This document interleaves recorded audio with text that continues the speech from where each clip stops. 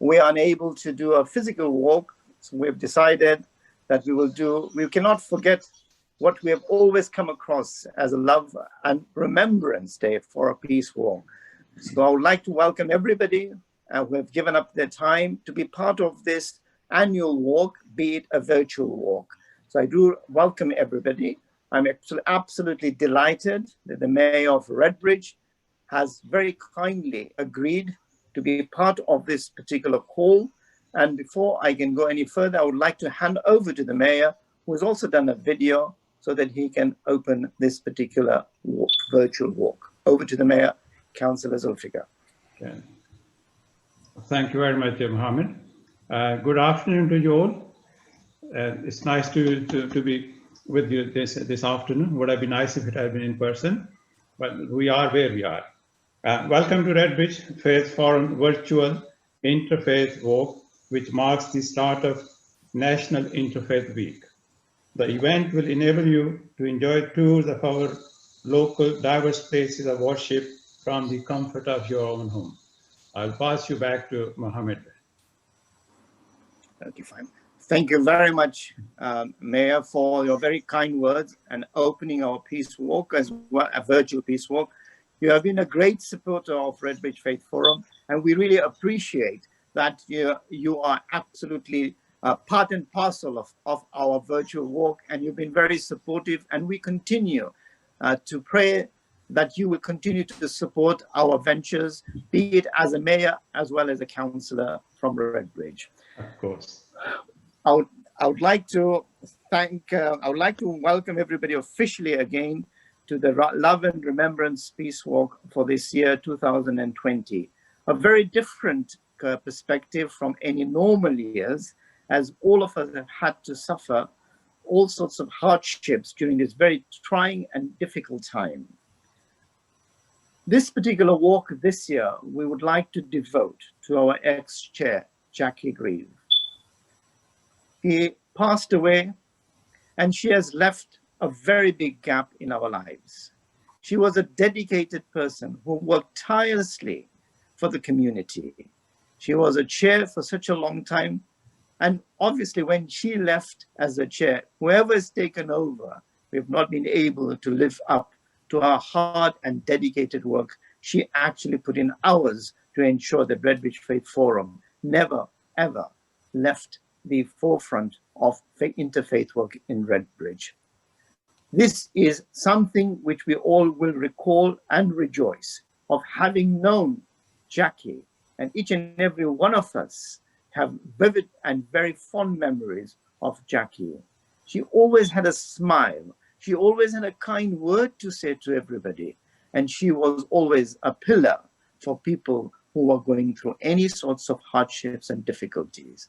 She worked tirelessly so that the faith communities within Redbridge would always be in the forefront. And she worked tirelessly to ensure that those who are vulnerable, those who needed help, and those who are always needing of support, she was there in the forefront. She never, ever moved back from that. I had so many good memories of Jackie, as I'm sure each and every one of us would have had. The staff were absolutely devastated when Jackie left, just as the trustees and just as the community were left. Today, this particular virtual walk is in her honor. She touched the lives of many. She will always be remembered. And how apt that we have this particular day when it is Remembrance Sunday, when we remember all those who dedicated their lives for the freedom, for democracy, for a just society. A principle and an objective and a virtue which Jackie herself would have followed. It is something we will always remember. Jackie will always be part of our lives. Jackie will always be remembered as long as Redbridge Faith Forum is there and as long as we are there. We will want to ensure that the legacy Jackie left behind will always be there for not us, but for generations to come through. At the same time, as fate would have it, we've lost today, or last yesterday, we lost somebody who was an inspirational leader for the Jewish faith, Rabbi Jonathan Sachs, who I had the pleasure of meeting on several occasions. He himself did great work to ensure there was interfaith cohesion between the various communities. When there were tensions in the Middle East, he always made sure that he extended an arm so that we could be in peace and tranquility. We also would like to pay a tribute to Jonathan Sachs as well. And all those who lost their lives, not only during those wars, the genocide in the world, but also those who succumbed to this year's COVID-19. We pray for their souls, we pray for everyone's souls, that may God rest them in peace. And we pray for the families who've been left behind, that may God give them strength and patience to cope with this loss. It is a sad day, but at the same time, it is a day we should reflect and think of all those good times which we shared with those who passed away or who have left us from this world. With that note, I would like to pass on to what the format today would be. Rather than going through each places of worship, we'll have a virtual tour of each and every place of worship. At the end of that, if anybody does have any questions, I am sure that each faith leaders will be more than happy and delighted to answer any questions you may have. I'm very conscious that it's a Sunday afternoon. It's a day for the family. So I will try and ensure that we complete this particular call by 4:30 at the very latest. Without further ado, I would like to welcome Oren, our new member of the trustees. He has spent a lot of time trying to edit the places of worship video, and I was told that he did an admirably good job. So for you, it's now for us to decide and give him how many marks we think he did in actually ensuring that this was a good job. But I'm sure he will get full marks. It's also Remembrance Sunday, so part of the video will encompass a minute's silence for all those who have lost their life. I hand over to Oren or whoever is handling the video.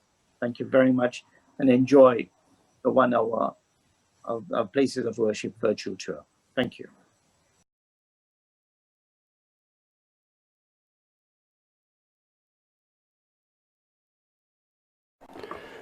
Welcome to St Sed's. St Sed's Catholic Church is situated on the High Road Goodmays. The church was built around about 100 years ago and was originally a Methodist church.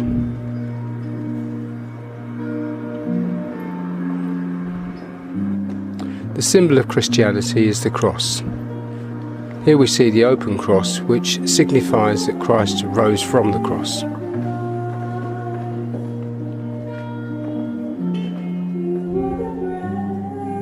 Inside the church, you can see that we have the altar from which Mass is celebrated every Sunday, and there is a crucifix to remind us of the fact that Christ died for us, for all of us.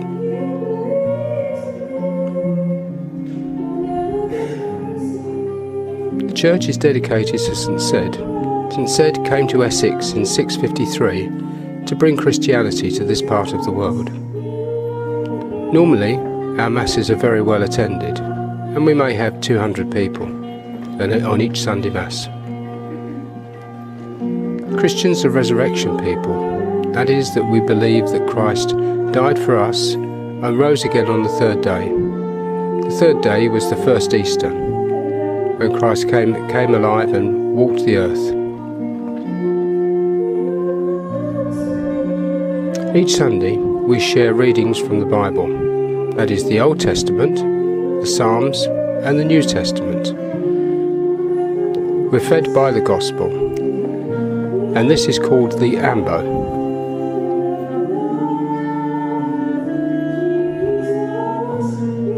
The altar is where the Mass is celebrated, and here we believe that ordinary bread and wine are turned into the body and blood of Jesus. This is known as the Eucharist or Thanksgiving.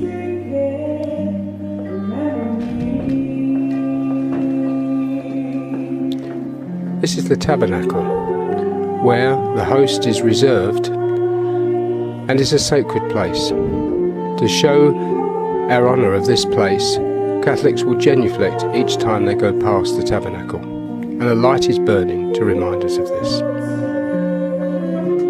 This is the font. To become a Christian, everybody is baptised.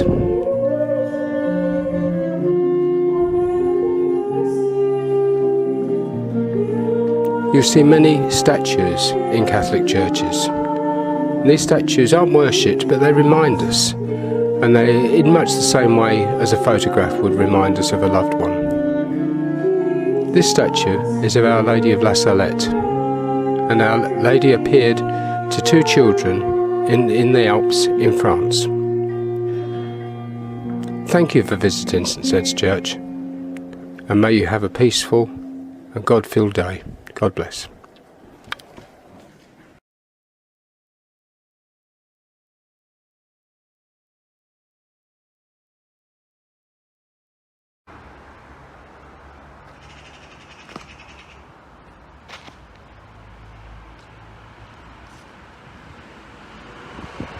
Welcome to Sukkot Shalom Reformed Synagogue. The name Sukkot Shalom means shelter of peace, and a synagogue is Greek for a place of meeting, and in Hebrew they're called Beit Knesset, a house of meeting, Beit Tefillah, a house of prayer, and Beit Midrash, a house of study. Synagogues to be any size, any shape. Historically they're oriented towards Jerusalem, but nowadays it's not always possible. So let me show you the building. This particular building started life as a chapel for the Merchant Seamen's Orphanage. So if you come in, I'll show you what's involved with the synagogue.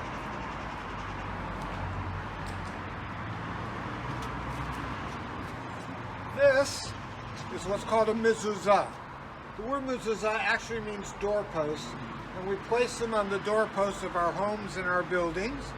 It'll be on the right-hand side going in, and always facing in, and it'll have a shin, a letter shin, it looks a bit like a W, for the word Shaddai, which is one of the ancient names of God, a God of strength, and it also Shomer Dalatot Yisrael, guardian of the doors of Israel.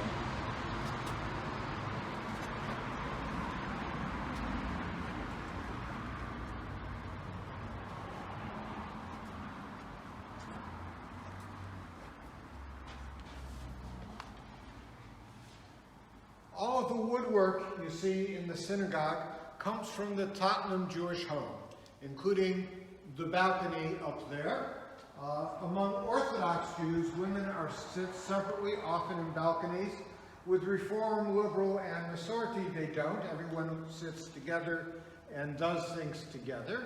When we have a bar mitzvah, where a young man comes of age, often the kids will sit up there thinking we can't see them, not realizing we actually can see them better up there than if they were down with everyone else. At the front, what you see is what's called the bimah, the high place from which the readings are done. Some synagogues like this have it at the front. Others will have it in the middle of the congregation. It either is proper, either is traditional. The most important part of the synagogue are the Sefer Torah. Sifrei Torah are the scrolls of the Torah, the first 5 books of the Jewish Bible. People will say, oh, Torah means Bible. No, it doesn't. The Jewish Bible is the Tanakh, which stands for Torah, which means teaching, Nevi'im, which means prophets, and Ketuvim, which means writing. So Torah scrolls are specially written. What you can see on it is on the top they each have what's called a crown or a rimon. A rimon means a pomegranate. And they have that because in ancient times the priests had pomegranates and bells on the bottom of their garment. And you can see there's bells on the rimonim. There is a breastplate. The breastplate is not a war breastplate. It's the breastplate that was worn by the high priest. This is in memory of that. And they all have a yad. A yad means a hand or a pointer or a memorial. So in this case, it means a pointer. They have claws on top to protect them, but also to represent the clothing of the high priest, and a belt to hold them together, which again, the belt was a belt that was worn by the high priest in ancient times. If you look at the area behind it, that's called the ark in English. And if you look at the entirety of it, it's representing the temple. You have the two pillars which run on the temple. The shape of it is the way that the shape of the temple has been portrayed since ancient times. And the glass on top were originally stained glass windows from the Tottenham Jewish home. Now, if you come, there's one more thing that's really important I'd like to show you. The theme for this morning is love thy neighbor as thyself. This is where it comes from the book of Leviticus, in the section that in Hebrew is known as the Holiness Code, Kedoshim. And many of those things that people think of as coming from elsewhere actually originate from the Torah in Hebrew. So if you'd like, you can see the writing. The way the Torah scroll is written has to be written in a specific way. It's written on animal skin. The animal has to be a kosher animal, e.g. an animal we're permitted to eat, but you're not permitted to kill an animal to use its skin for the scroll. So the animal could have been used for food. That's the most likely case, or it may have died of natural causes, or it may have been killed by wild animals. And those are still permitted to be used. It's cut into rectangles, all the hair, etc. removed. Lines are scratched in it with a thorn so that they're even. They have to be written by someone called a sofer stam. A sofer means a scribe, literally a counter, and they're the ones who produce Torah scrolls. Inside of the mezuzah that I showed you before, there is the Shema is written on small scrolls, also by a sofer stam, and tefillin, which we wear in the morning on our foreheads and on our arms. Inside again, there's the Shema written on small scrolls by the scribes, by the sofrim. The Hebrew that you see is not the original Hebrew in a sense, in that these letters are only about 2,500 years old, this type of writing. Prior to that, what's called Paleo-Hebrew is much, much different from this, but it's very similar to the cursive Hebrew that's used commonly in Israel. Hebrew always goes right to left, top down. There's no vowels. Therefore, the interpretation and understanding of what it changes, in some cases, can be uncertain, and in other cases, there's multiple options. It could be the way it's actually pronounced and read and meant. You'll see it's always very straight, that way and that way. And when a scribe is writing a scroll, they're not permitted to do even a single letter from memory. They all are people who know the Torah by heart, but they're not permitted to do even a single letter by memory. They'll have next to it a special book called a tikkun, or they'll have another scroll, and they'll go letter by letter, saying each letter as they write it. As they finish the word, they read the word.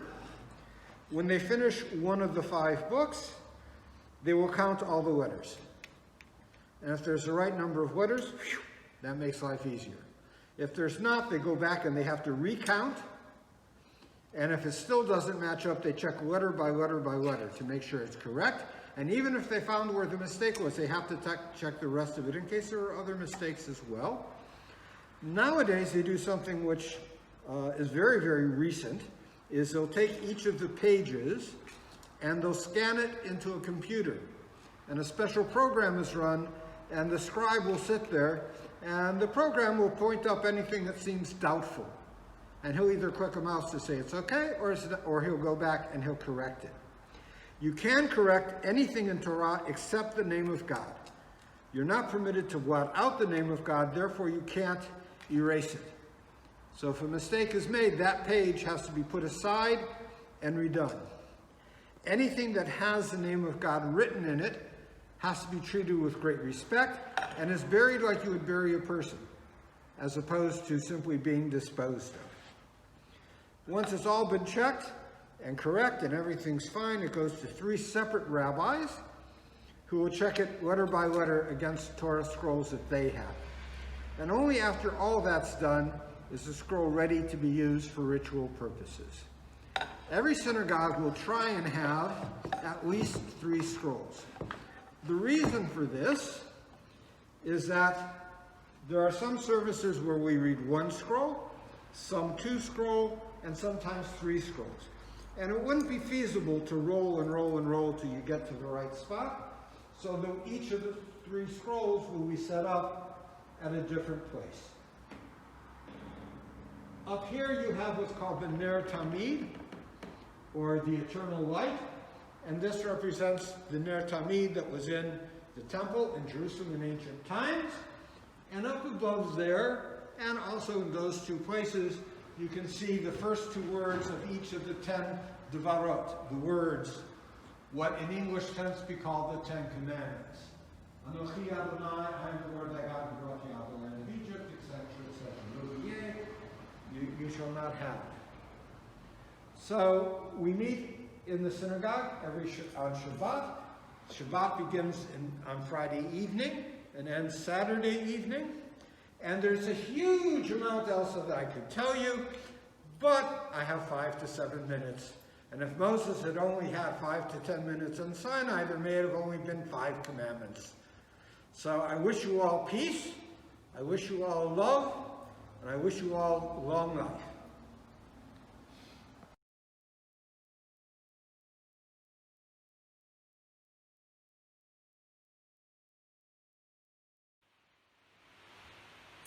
Hi, my name is Carol.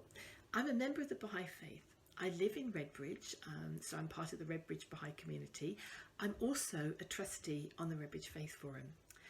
Now, the Baha'i Faith is one of the youngest of the world religions. It's less than 200 years old, but has followers in every country and every locality throughout the world. Prayer is an integral part of our faith. It's what links us to God. But prayer can be offered in whatever surroundings we find ourselves in. One doesn't necessarily have to be in a designated building, as a lot of us have found out during this pandemic. God listens wherever we are. Our Baha'i community doesn't have a faith building in Redbridge, so especially during the pandemic, we've been meeting virtually. We've had devotionals, holy day celebrations, and general meetings over Zoom, which we've managed to keep the community together and the community spirit very much alive. In our writings, however, it is specified that when the time is right, Baha'i houses of worship should be built for the community to gather and pray in, and also as a hub for all kinds of social and humanitarian projects. We have, over the last century, gradually built 8 continental Baha'i houses of worship. They're sometimes known as temples as well. And in the last 4 years, we have built 2 local houses of worship in Colombia and Cambodia. I'm going to show you some photos and tell you a little bit more about our Baha'i houses of worship. And who knows, maybe one day we may have a Baha'i house of worship that we can visit here in Redbridge. A Baha'i house of worship is known as a Mashriq al-Azkar, an Arabic phrase which means the dawning place of the remembrance of God. It is open for people of all faiths and none as a spiritual gathering place for prayer, quiet reflection and meditation. Daily services are held there, which include readings from the Baha'i scriptures and from the sacred books of other religions. A Baha'i house of worship unites people spiritually and offers a tranquil space for all to find peace and solitude. The houses of worship are also very much at the heart of their local community, so a network of social and humanitarian service projects are organised that directly benefit the local area and involve the whole community. It may be taking care of the elderly, educating the children, or distributing food to the poor. Baha'i houses of worship are all unique in that they are built in consultation with the local native community, and their careful design therefore reflects the unique culture and lifestyle of their surroundings. There are, however, some characteristics that they all have in common, and which are in fact all important design features.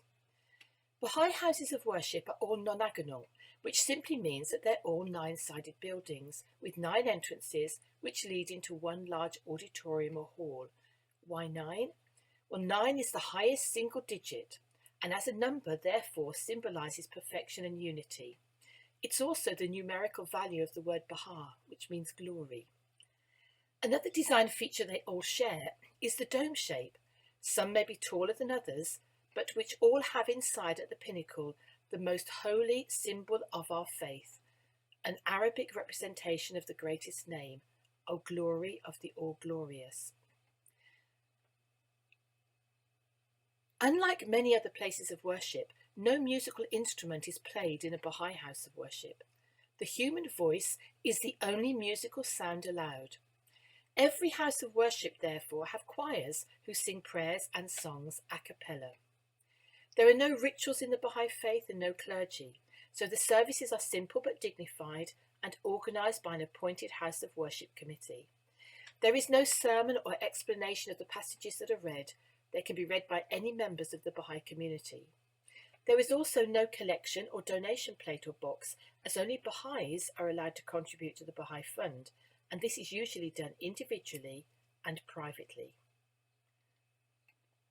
Around all of the houses of worship there are beautifully landscaped gardens, which are an integral part of the spiritual experience of visiting a Baha'i house of worship.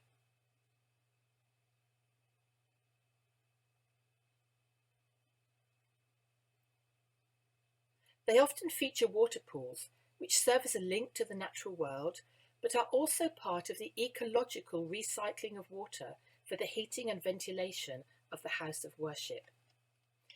The continental Baha'i houses of worship are large in stature and size, but the local houses of worship are designed to be smaller in size, while still retaining the important 9 sides and entrances, the dome with the greatest name symbol at the pinnacle, the beautiful gardens, and the social service projects.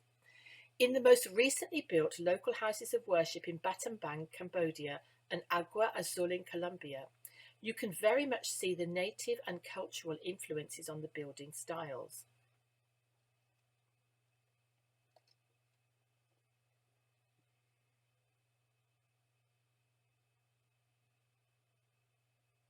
This year, amidst all the uncertainty caused by the pandemic, we're excited to hear that we are at the stage where we can begin the consultations and preparations for building a local Baha'i house of worship on the outskirts of London. I can't wait to see the design ideas for our very first local Baha'i house of worship in the UK. I want to finish with a beautiful quotation from Baha'u'llah. Ye are the fruits of one tree and the leaves of one branch. Deal ye with one another with the utmost love and harmony, with friendliness and fellowship. May God bless each and every one of you. Take care and keep safe.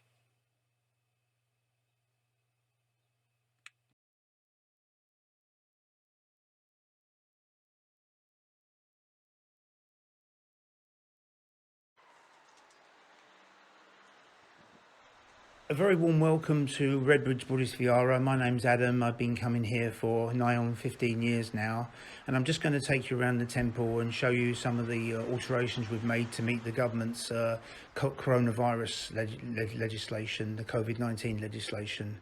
So please come in.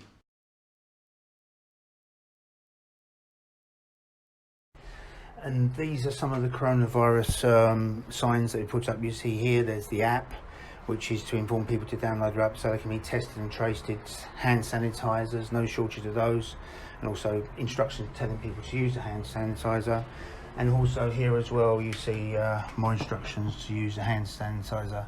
So there's no shortage of information to raise awareness amongst devotees when they come to this place. And you'll see on the floor here as well, As we move along, you've got social distancing signs, stickers on the floor, again to keep people safe and to tell them to keep the distance while they're in the temple. And as you go through to the main body, there's the shrine room there. You see also here more social distancing bits and pieces on the floor, stickers to inform people to keep the safe distance while they're apart. People eat here, people worship here, and also apps on the wall there as well to keep people to download and test and trace, basically, should anyone be positive for the virus.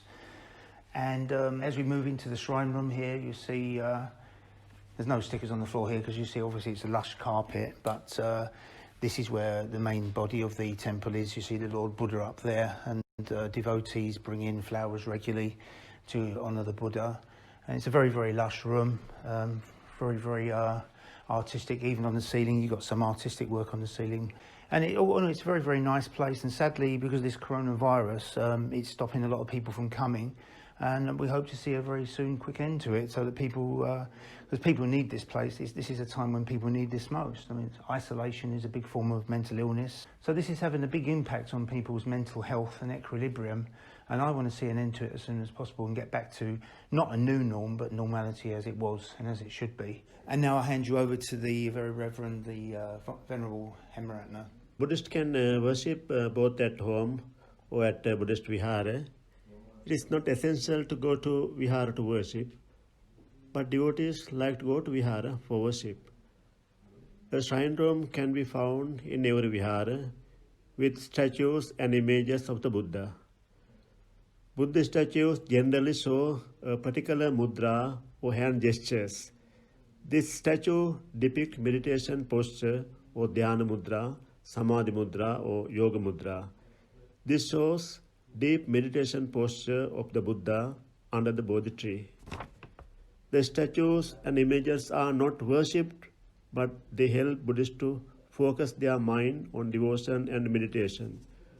Buddhists make offerings of flowers, candles, and incense in front of image of the Buddha in reverence to Buddha. When they do, they reflect in the virtues of the Buddha and real nature of the things. Flowers symbolize the change and impermanence. When they offer flowers, they reflect upon impermanence, real nature of all the conditional things. These flowers are very beautiful now, but gradually they fade away and die. My body is the same, so I must not hold on to things with craving and greed. That kind of insight there in every offerings of Buddhist. All the great religions of the world teach to love their neighbors. That is the basis for world peace. Loving your neighbor means help those in need, even if they don't live next door. Neighbors can be different in many ways, in color, creed or race. Neighbors can be white, black or brown, may belong to another religion, or may be atheist, but we must accept differences and try to live peacefully, helping each other. We must be considerate when doing anything. As an example, when we play music, it should not be loud music with the door open. And also, we need to be more patient in communicating with neighbors. We all have our shortcomings, but the main thing human beings requires understanding. The Buddha is the great compassionate one. Buddha's philosophy is to show loving kindness and compassion to all living beings. Recent pandemic due to COVID-19, we have been supporting with prayers and blessings. We have given practical help like food and financial support to several families. As an example, on the passing of one of the devotees, the Buddhist center supported financially and morally and gave guidance to the family to cope with the loss. This support is also given to the community at large, but temple is open for all and for those who seek help. And if you come down this way, I'll show you the extension. This happened about 10 years ago. The temple was extended to meet the capacity. And you see here as well, when there's big events, the Buddhist New Year, etc., the New Moon Festival, I think they call it, devotees come here. Sometimes it's so big, there's such a big congregation here, has to go into the garden as well. Here is the Bodha tree, the famous Bodha, where the Lord Buddha sat under, I think 2,000, 3,000 years ago. And the Venerable Hemrat will talk about that.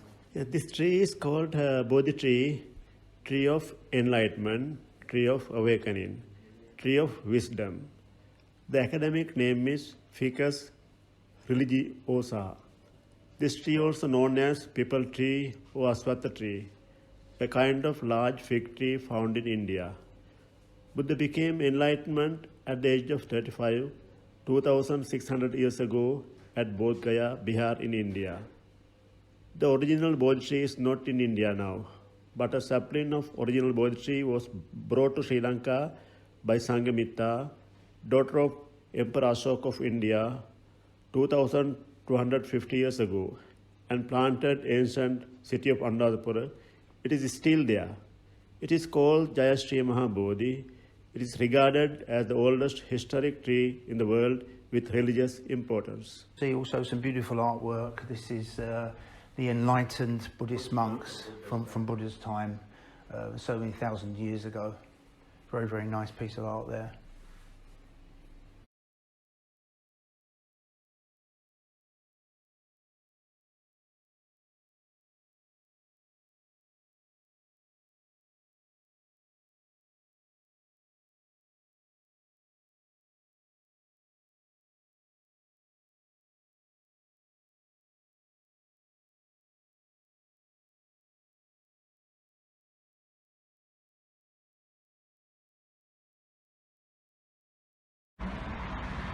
Welcome to Vishwa Hindu Parishad's temple on the occasion of the annual Peace Walk.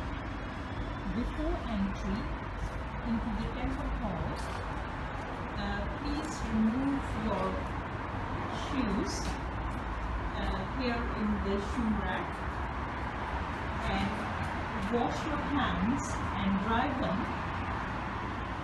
before you enter the temple hall.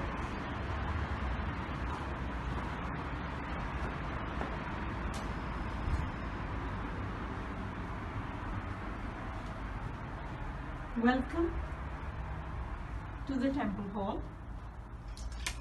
and we'll proceed to the dais where we have the established deities.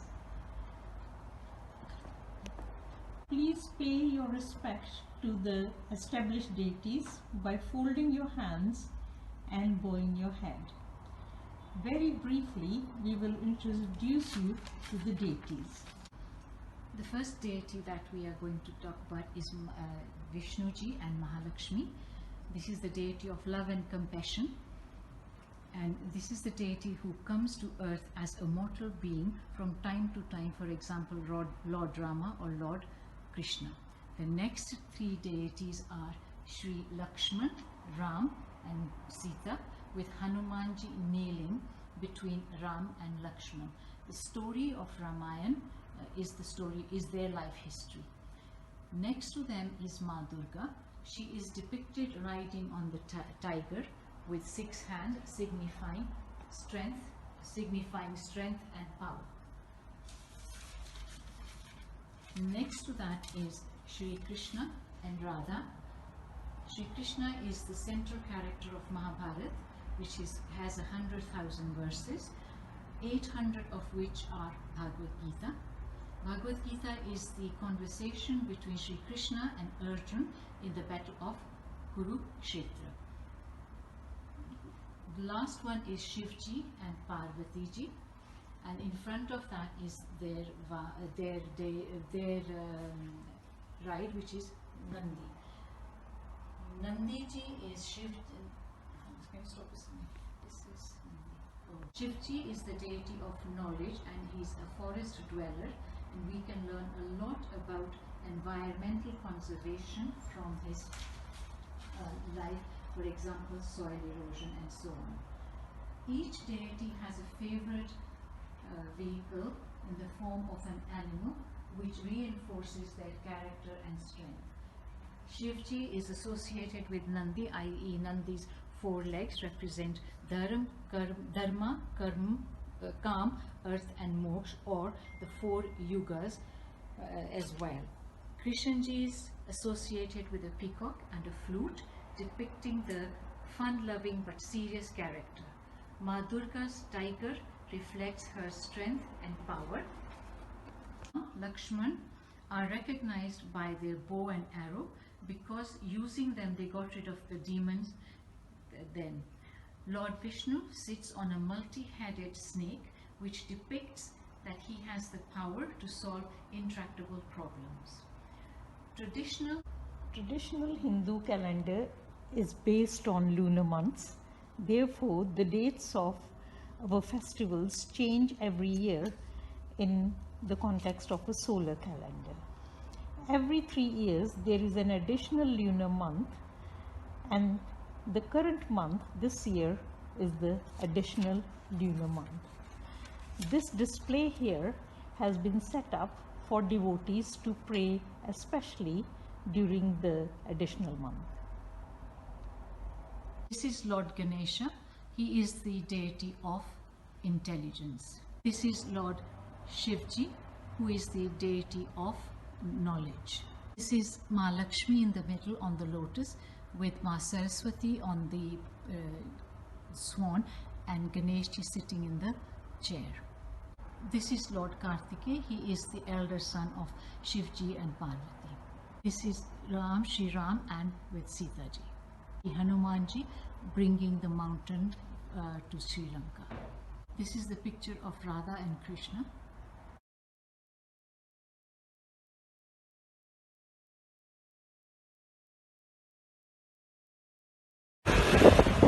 Hello everyone, and I want to greet you with the Islamic greeting of Assalamu alaikum, peace be upon you.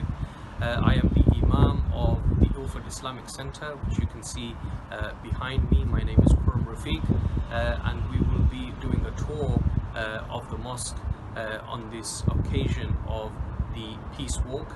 So I would like you to follow me so I could show you around. Thank you.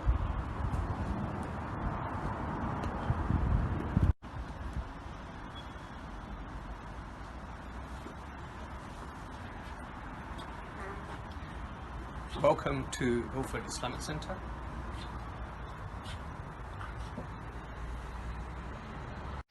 We are now in the entrance of the mosque.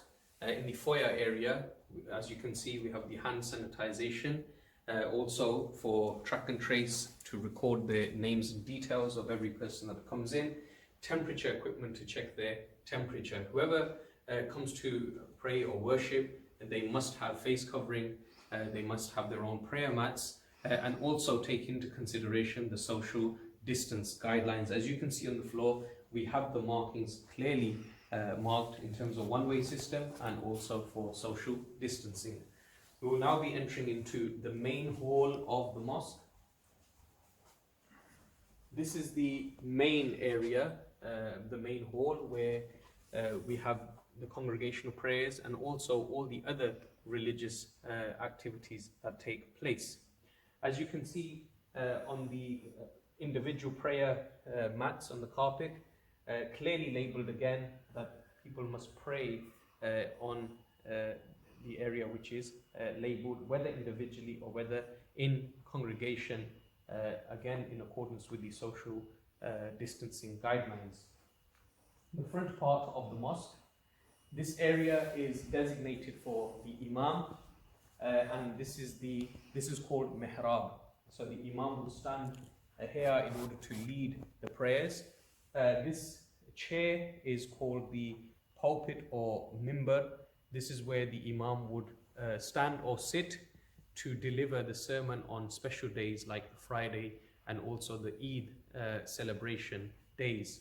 The front part of the area is the direction that we're praying towards. This is known as the Qibla, and we face towards Mecca, where people go for Hajj, the pilgrimage. So the direction is facing towards the holy Kaaba, the holy mosque in Mecca.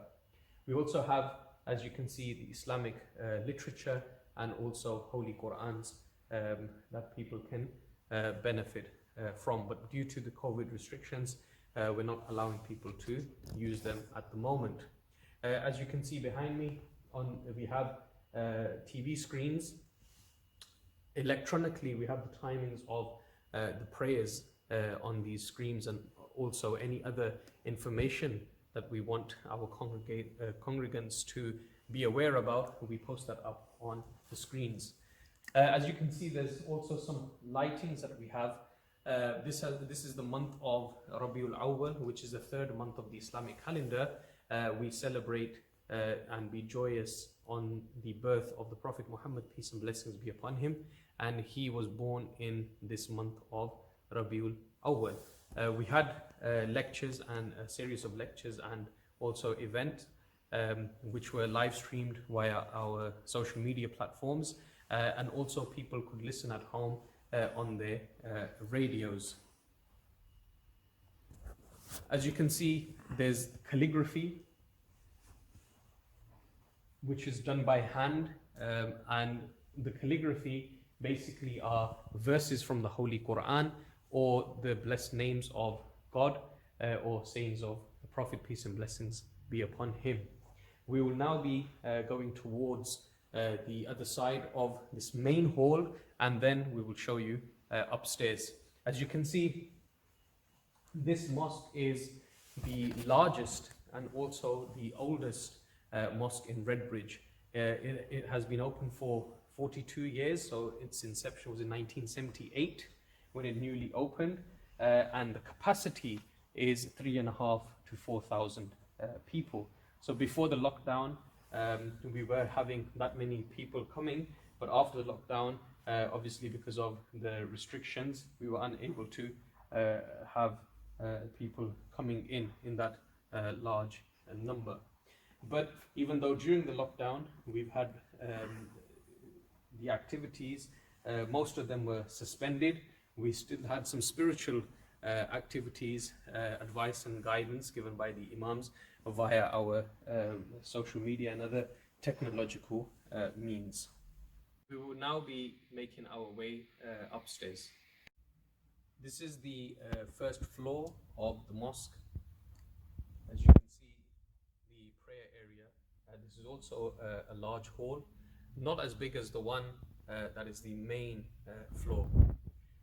As you can see, we also have television screens, and this is for people to view what is happening in the main hall if they are unable to see what is going on. We will now make our way to the gallery area.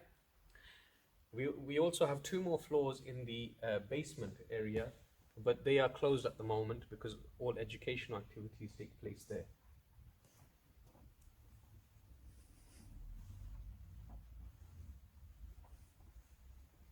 This is the gallery area, and as you can see, people can view what is going on if they are praying in this particular part. We have the dome of the mosque from the inside, and you can see also the calligraphy around, just as we did earlier on. These are also the verses of the Holy Quran, different chapters, and around we can also see frames with the names of God again. Everything in the mosque, including this chandelier, is all gifted or is publicly funded. So the mosque, from its inception, has always relied upon public funding and donation. I hope you enjoyed the tour. Thank you for being with us, and all the best, and stay safe.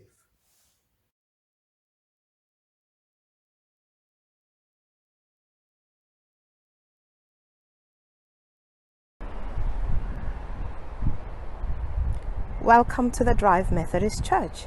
It will be my privilege to show you around our building. My name is Reverend Masape Zihle, and I am the minister here at the Drive. This is our main hall, which at this moment we are using exclusively for our nursery and preschool. Let's take a walk to the main church.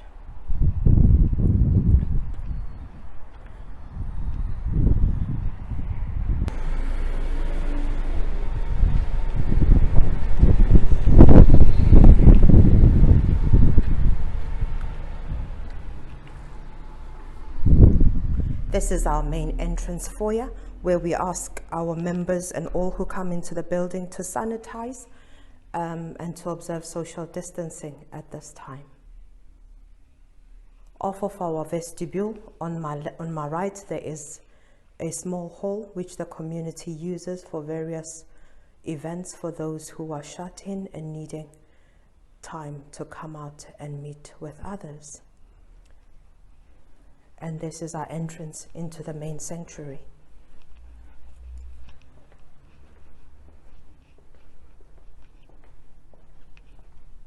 In the sanctuary is where we gather mainly on Sundays when we are open to worship together and to share fellowship. At the back is where our organist and choir sit. Here is the lectern which the minister uses or the preacher uses to preach. And we have another on the opposite side which we use for reading scriptures and making notices. In the middle we have our communion table, which we use for those times when we share in Holy Communion together.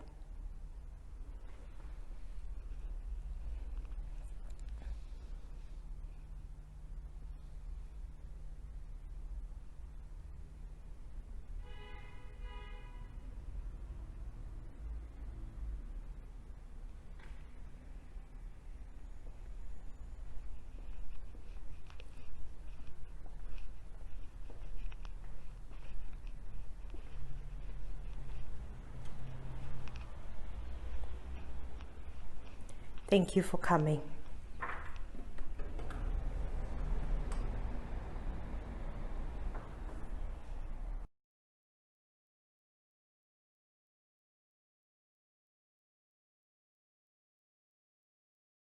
Well, obviously, as you may expect, for health and safety reasons, you are expected to be clean and have no tobacco in your pockets and be alcohol free. When entering the Gurdwara premises, most Sikhs wear turbans.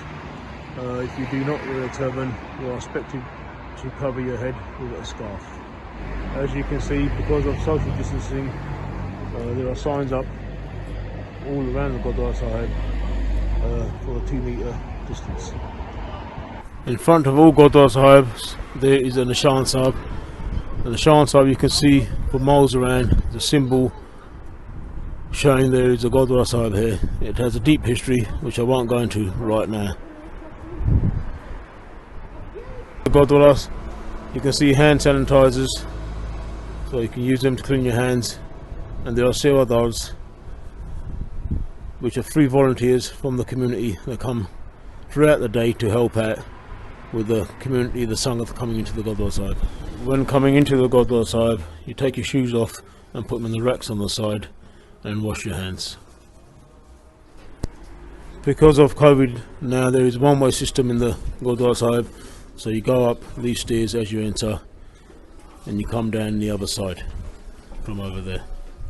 This is the Darbar Sahib, the prayer hall.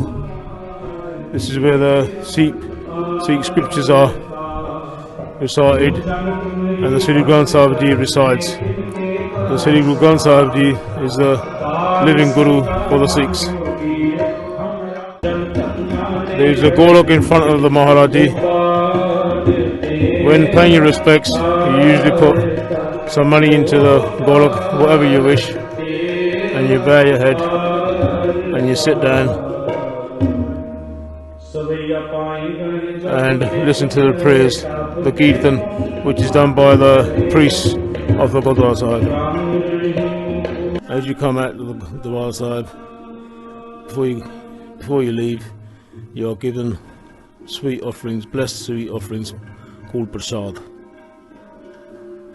For all Sikhs, their life revolves around the Gurdwara Sahib, from births, weddings, birthdays, They come to the Gurdwara Sahib to get their blessings, and all prayers up until the very last funerals, all the prayers are done at the Gurdwara Sahib. Everyone is welcome to come into the Gurdwara Sahib, doesn't matter what background, what religion, what caste, everyone's equal here. In all Gurdwara Sahibs there's a langar hall where free vegetable food is served for all.